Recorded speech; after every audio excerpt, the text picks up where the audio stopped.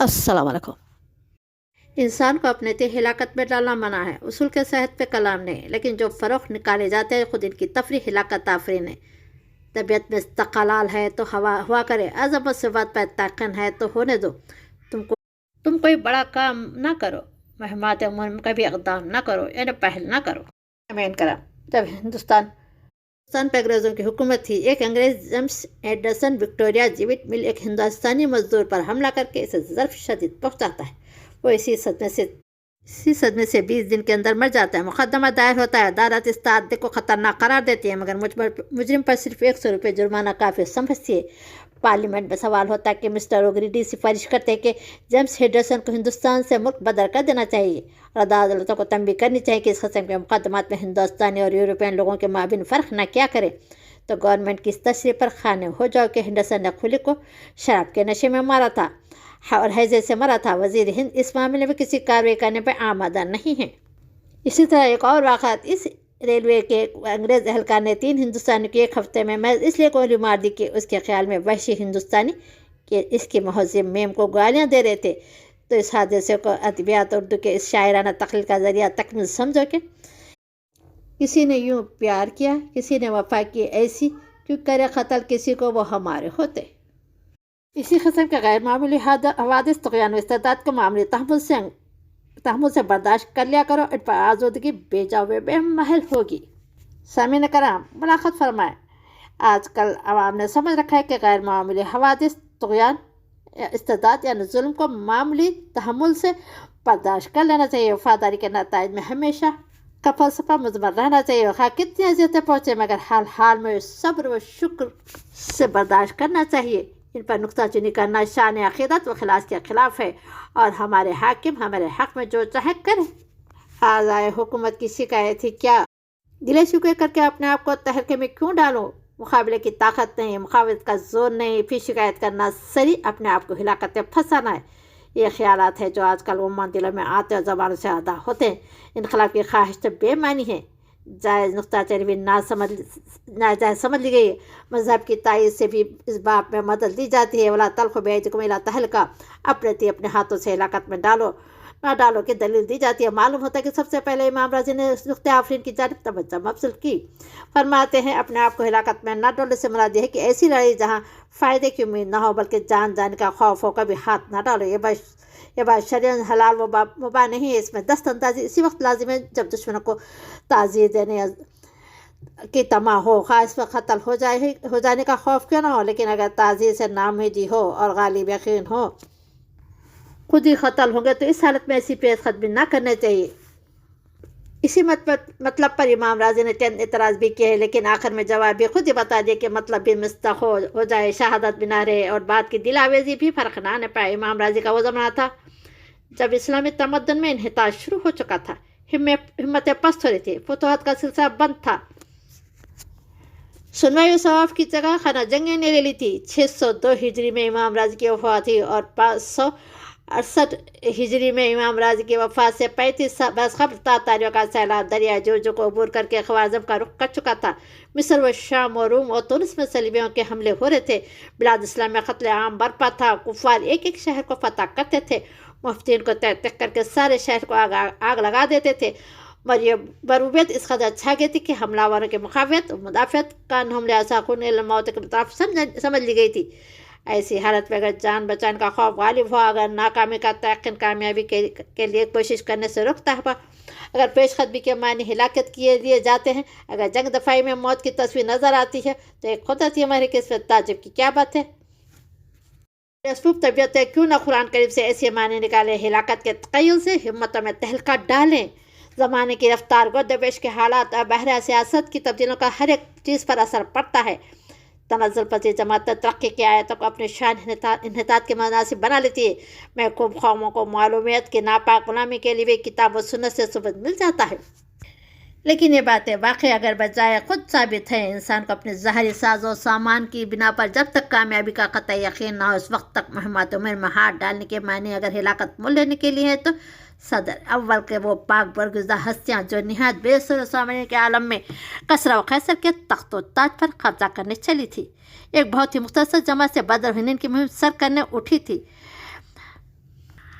اور عرب کے موقع پر سارے ملک سے جنگ کرنے پر آمادہ تھی۔ اس نازک حالت میں جبکہ ہر شخص کو اندیشہ تھا کہ مدینہ رسول اللہ صلی اللہ علیہ وسلم پر متعدد قبائل کا حملہ ہوا جاتا ہے، عرض موتا میں رومن امپائر سے آویزش کے لیے فوج روانہ کر رہی تھی، وہ اس وقت یقیناً خدا کے صاف حکم کا سری مخالفت کر رہے تھے۔ بے شبہ ان بزرگوں کے حوصلے اپنے بے ساز و برق جماعت کی قلت اور دشمن کی کثرت سے پس نہ ہوتے ہوں گے۔ ان کو خدا کے وعدے پر بس ہوگا، ایمان کی زبردست طاقت سے وہ ساری دنیا کو زیر کر سکتے ہیں۔ ظاہری وسائل و اقدام و دفاع سے بھی محروم تھے، اور ہم بھی ہیں۔ قوت ایمانی ان میں بھی تھی، ہم بھی اس کے مدعی ہیں۔ یہی خصوصیت ایک زمانے پر غالب رکھتی ہے۔ اس کے طفیل میں ہم بھی مقبولیت سے بچ سکتے ہیں، لیکن اگر اس خصوصیت ایمان سے ہم بے بہرا ہیں تو پھر مسلمان ہی نہیں۔ جب اسلامی نہ رہا تو تحقیق کیا، تنزل کا قلعہ کیوں؟ اللہ تعالیٰ قرآن میں کہتے ہیں جن لوگوں نے اپنے دین کو لہو لعب بنا رکھا ہے، دنیا کی زندگی ان کو دھوکے میں ڈالے ہوئے، تو جس طرح اپنے دن کی پیشانی کو بھول گئے تھے، اسی طرح ہم بھی آج ان کو بھلا دیں گے، گو وہ ہماری آیت تک کے ممکن نہ تھے۔ سامعین کرام، وہ اس آیت سے جس سے مسلمان کی ہلاکت بننے کا استدلال کیا جاتا ہے سورہ بقرہ میں ہے، اور وہ یہ ہے: اللہ کی راہ میں خرچ کرو، اپنے ہاتھوں اپنے تیغ ہلاکت میں نہ ڈولو، احسان کیا کرو، بے شک احسان کرنے والوں کو اللہ دوست رکھتا ہے۔ اس آیت کی مفسر 3 طرح پر کی گئی ہے۔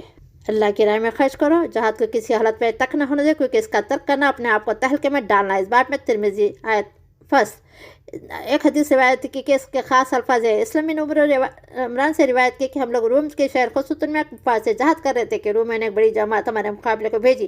مسلمانوں کے لشکر سے شخص مقابلے کو نکلا، حملہ کرتا ہوا رومیوں کے صف میں چلا گیا۔ یہ دیکھ کر لوگ چٹلا اٹھے کہ سبحان اللہ، اپنے ہاتھوں اپنے تیغ ہلاکت میں ڈالتا ہے۔ ابو ایوب انصاری نے اٹھ کر کہا کہ لوگوں تم اس آیت کی تعویل کرتے ہو، حالانکہ یہ آیت ہم انصاریوں کے باب میں اس وقت اتری ہے جب اسلام کو خدا غالب کر چکا تھا اور بہت سے لوگ اس کے مددگار ہو چکے تھے۔ ہم میں سے بعض اشخاص نے رسول اللہ صلی اللہ علیہ وسلم سے چھپا کر آپس سے پوچھے جاتا پہ صلح کی کہ اسلام کی آیت میں خرچ کرتے کرتے ہمارا مال و زر تلف ہو گیا ہے۔ اب خدا نے اسلام کو غالب کیا ہے، اس کے بعد بہت سے مددگار پیدا ہو چکے ہیں۔ اب اگر ہم اپنے مال و زر کا انتظام کریں جو تلف ہو چکا ہے تو اس کی تلافی کے لیے کوئی اصلاحی طریقہ نکالے تو بہتر ہے۔ اللہ تعالیٰ نے ہم کو جواب دینے کے لیے اپنے پیغمبر صلی اللہ علیہ وسلم پر یہ آیت نازل کی: اللہ کی راہ میں خرچ کرو، اپنے آپ کو ہلاکت میں نہ ڈالو۔ ہلاکت کا مطلب مال و دولت کا انتظام ہے، اصلاح ترک جہاد تھا۔ اس روایت کے بعد ابو ایوب برابر جہاد کرتے رہے، حتیٰ کہ سرزمین روم ہی میں دفن بھی ہوئے۔ تہلکہ کے معنی نا امیدی کے۔ اس باب میں 12 حدیثیں مروی، جن میں ایک خاص روایت ہے کہ آپ اپنے آپ کو ہلاکت میں نہ ڈالو کی تفسیر میں برا بن عازم سے روایت ہے کہ اپنے آپ کو ہلاکت میں نہ ڈالنے والا شخص ہے جس نے گناہ کیے ہوئے ہو، سمجھ جاؤ کہ میں ہلاک ہوگا، نہ میرے لیے مغفرت ہے، نہ میری توبہ قبول ہوگی۔ تیسرا آیت میں تہلکہ سے مراد ہے کہ فروج نہ ہو تو جہاد کا اقدام کرنا، اپنے آپ کو ہلاکت میں ڈالنا ہے۔ اس باب میں ابو زید کا صرف ایک قول منقول ہے، مگر باقی تمام روایتیں اس کے مخالف ہے، سخت مخالف ہے۔ چوتھا اتفاق سے باللہ سے باز رہنا اپنے آپ کو ہلاکت میں ڈالنا ہے۔ اس کے تائید میں 35 حدیثیں مروی، جن میں حضرت عبداللہ بن عباس کی ایک روایت نہایت قابل اعتماد ہے۔ جو حدیث یہ ہے: ہلاکت یہ نہیں کہ انسان اللہ کی راہ میں قتل ہو جائے، ہلاکت ہے کہ اللہ کی راہ میں خرچ کرنے سے باز رہے۔ کفار کے غلامانہ و کورانہ اطاعت میں مسلمان کی فلاح ہے یا نہیں؟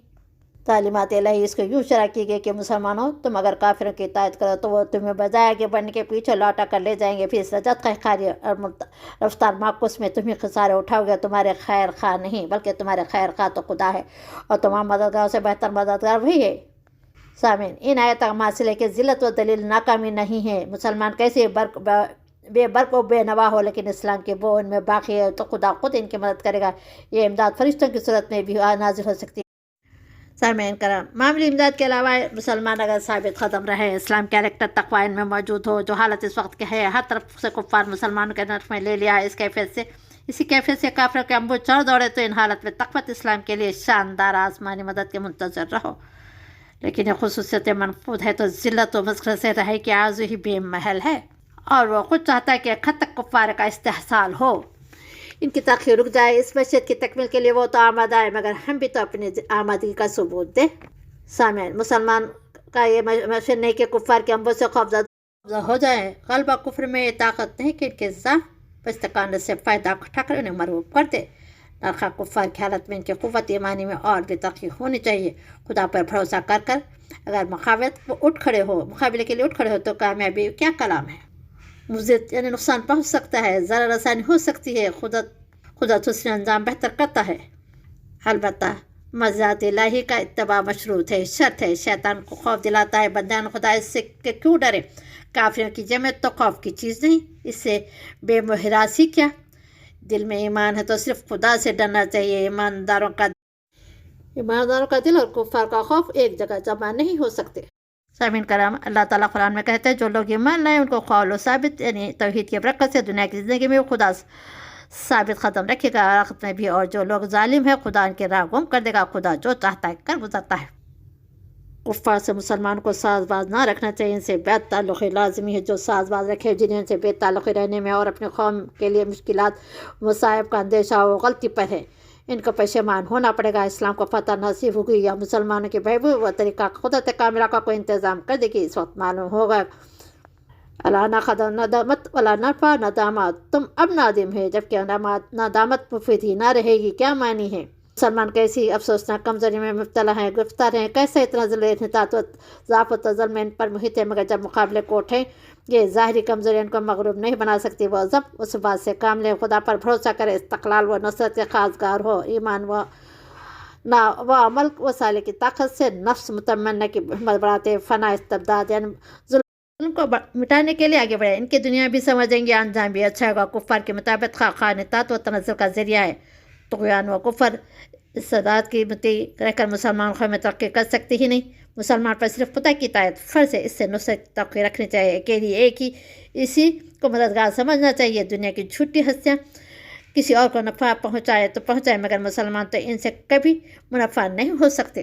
یہ تعلیمات الہیہ کسی خاص وقت اور زمان کے لیے مخصوص نہیں، کہ عموماً ہر عہد ہر قوم پر حاوی ہے۔ پھر کون کہہ سکتا ہے مسلمان مظلوم ہے؟